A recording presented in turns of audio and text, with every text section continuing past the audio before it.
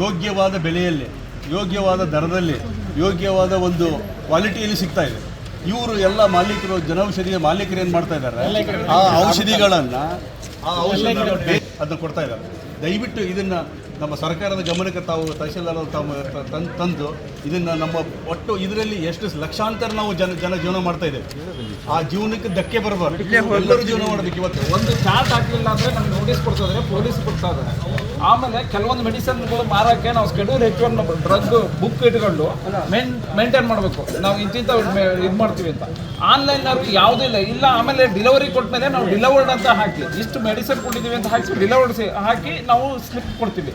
ಆನ್ಲೈನಲ್ಲಿ ಪರ್ಚೇರು ಪ್ರಿಸ್ಕ್ರಿಪ್ಷನ್ ಅವ್ರು ಸ್ಕ್ಯಾನ್ ಮಾಡಿ ಕಳಿಸ್ಬೋದು. ಆದರೆ ಅವ್ರು ಮೆಡಿಸಿನ್ ಕಳಿಸಿದ ಮೇಲೆ ಅವ್ರು ಡಿಲಿವರ್ಡು ಗೊತ್ತಿಲ್ಲ, ಮತ್ತೊಂದಿಲ್ಲ.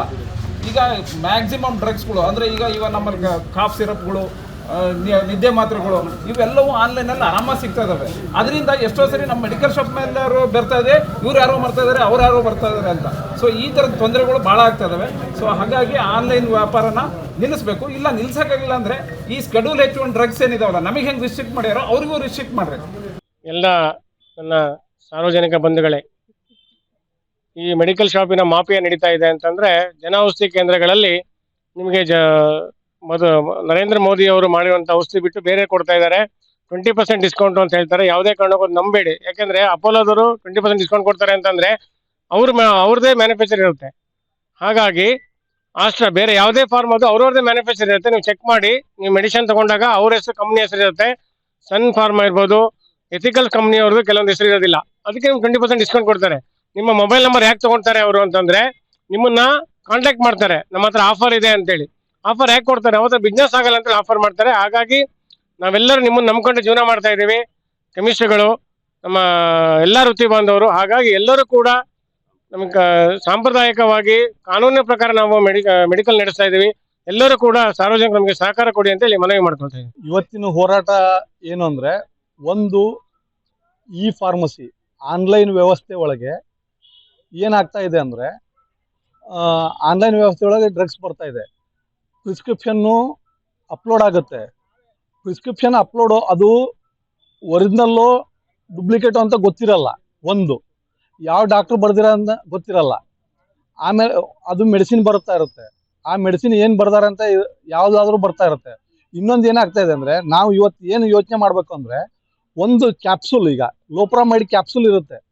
ಕ್ಯಾಪ್ಸೂಲ್ ಒಳಗಡೆ ಲೋಪ್ರಾಮೈಡ್ ಹೆಸರು, ಪ್ಯಾಕಿಂಗ್ ಸೇಮ್ ಇರುತ್ತೆ. ಬಟ್ ಅದ್ರೊಳಗೆ ಡ್ರಗ್ಸು ಬರ್ಬೋದಲ್ಲ, ಅದನ್ನು ಕಂಡುಹಿಡಿಯೋಕೆ ಆಗುತ್ತಾ? ಯಾರಿಗಾಗುತ್ತೆ? ಆಗಲ್ಲ. ಅದಕ್ಕಾಗಿ ಈ ವ್ಯವಸ್ಥೆ ಒಳಗೆ ಆನ್ಲೈನ್ ವ್ಯವಸ್ಥೆನ ಬಂದ್ ಮಾಡಿದರೆ ಭಾಳ ಚಲೋ. ಎದುರುಗಡೆ ಆದರೆ ಈಗ ನಾವು ಲೈಸೆನ್ಸ್ ಇರುತ್ತೆ, ಮತ್ತೊಂದಿರುತ್ತೆ, ಎಲ್ಲ ಇರುತ್ತೆ. ಅವ್ರು ಕಳಿಸಿದ್ದಕ್ಕೆ ತಗೊಂಡಾಗಿರುತ್ತೆ, ಪಾರ್ಸಲ್ ತಗೊಂಡಿರ್ತಾರೆ, ಅವರು ಎಲ್ಲ ಒಡೆದಾಗಿರುತ್ತೆ, ತಗೊಂತಾರೆ. ಒಂದು ಇದನ್ನ ಡ್ರಗ್ಸ್ ಚಟ ಹಬ್ಬಕ್ಕೂ ಇದು ಕಾರಣ ಆಗುತ್ತೆ. ಒಂದು ಎರಡನೇದು ಏನು ಅಂದರೆ, ಜನೌಷಧಿ ಕೇಂದ್ರದೊಳಗೆ, ಪ್ರಧಾನಮಂತ್ರಿ ಜನೌಷಧಿ ಕೇಂದ್ರದೊಳಗೆ ಇವತ್ತು ಪ್ರಧಾನಮಂತ್ರಿಗಳ ಒಂದು ಕನಸಿನ ಕೂಸೋದು, ಎಲ್ಲರಿಗೂ ಕಡಿಮೆ ದರದಲ್ಲಿ ಔಷಧಿ ಸಿಗಬೇಕು ಅನ್ನೋದು ಅವ್ರ ಕನಸಿನ ಕೂಸು. ಆದರೆ ಏನಾಗ್ತಿದೆ ಅಂದರೆ, ಪ್ರತಿಯೊಂದು ಜನೌಷಧಿ ಕೇಂದ್ರದಲ್ಲಿ ಇವತ್ತು ಏನಾಗ್ತಾ ಇದೆ ಅಂದರೆ, ಬೇರೆ ಬೇರೆ ಜನರಿಕ್ ಮೆಡಿಸಿನ್ ಅಂತ ಇರುತ್ತೆ. ಆ್ಯಕ್ಚುಲಿ ಜನೌಷಧಿ ಅಂತ ಹಿಂದೆ ಸೀಲ್ ಇರುತ್ತೆ, ಅದನ್ನೇ ಮಾರಬೇಕು ಅಂತ ಇದೆ.